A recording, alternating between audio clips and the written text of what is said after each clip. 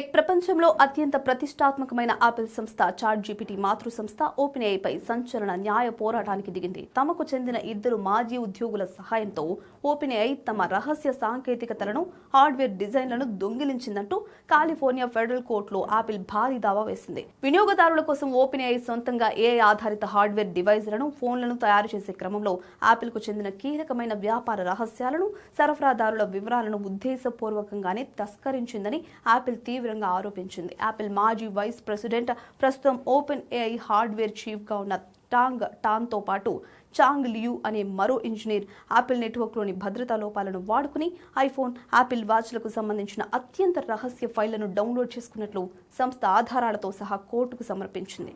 ఆపిల్లో పనిచేస్తున్న ఇతర ఉద్యోగులను ఓపెన్ ఏఐ ఇంటర్వ్యూల పేరుతో ఆకర్షించి ఆపిల్ కంపెనీ విడి భాగాలను కూడా దొంగతనంగా తీసుకురావాలని ప్రోత్సహించిందని ఆపిల్ తన పిటిషన్లో పేర్కొంది. గతంలో ఈ రెండు కంపెనీలు భాగస్వాములుగా ఉన్నప్పటికీ ఓపెన్ ఏఐ $6.4 బిలియన్ వ్యయంతో ఆపిల్ మాజీ డిజైనర్ జానీ ఐవ్ స్టార్టప్ను కొనుగోలు చేసి హార్డ్వేర్ రంగంలోకి దిగినప్పటి నుండి మొదలైన వివాదం ఇప్పుడు ఈ భారీ చట్టపరమైన యుద్ధానికి దారితీసింది.